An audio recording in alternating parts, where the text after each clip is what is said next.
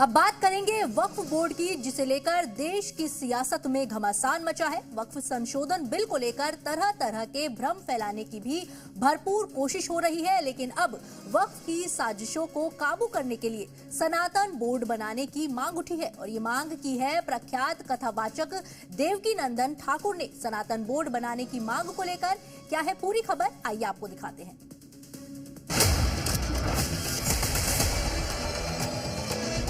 वक्फ दृष्टि का तोड़ सनातन बोर्ड, हिंदू संपत्तियों की रक्षा का प्लान, सनातन बोर्ड करेगा वक्फ की साजिश फेल।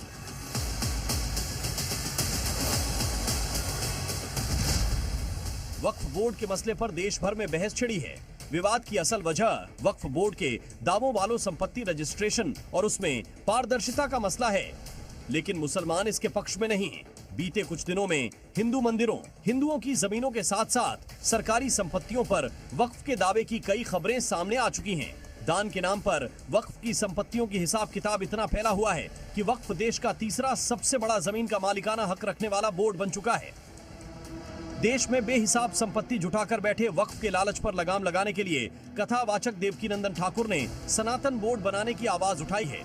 देवकीनंदन ठाकुर ने अपनी मांग में कहा कि जितनी जमीन वक्फ बोर्ड ने हथिया कर रखी है, उतनी ही जमीन सनातन बोर्ड को भी देनी होगी।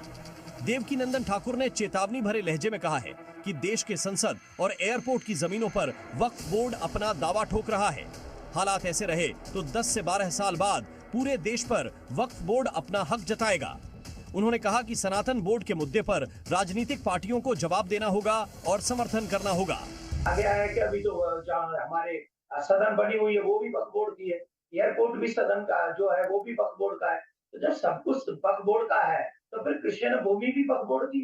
ये लोग हम धार्मिक जगहों को छीन के किसी भी जगह को छीन कर कह रहे हैं कि ये वक्फ बोर्ड की है, तो सनातन का भी अधिकार है कि नहीं इस देश। वक्फ बोर्ड को मिले बेहिसाब अधिकारों पर संशोधन का मसला जेपीसी के सामने है, लेकिन सियासत भी बेहिसाब जारी है। वक्फ संशोधन बिल पर अफवाहों का बाजार तैयार किया जा रहा है, लेकिन देश में मुस्लिम समाज से जुड़े कुछ ऐसे उलेमा भी हैं जो वक्फ की कालाबाजारी के सच को जानते हैं और ऐसे मौलाना सनातन बोर्ड बनने का स्वागत भी कर रहे हैं। मंदिर क्या कि जो जमीन है, प्रॉपर्टीज हैं, वो सनातन बोर्ड के तहत आए, इसमें हमें कोई इतराज नहीं है, हमें कोई आपत्ति नहीं है।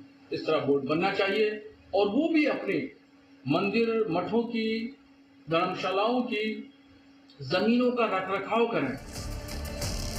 इसमें कोई दो राय नहीं कि 1995 से वक्फ बोर्ड को कानूनन बेहिसाब छूट मिली हुई है और नियम कायदों का फायदा उठाकर वक्फ भी अपने पैर पसारता जा रहा है।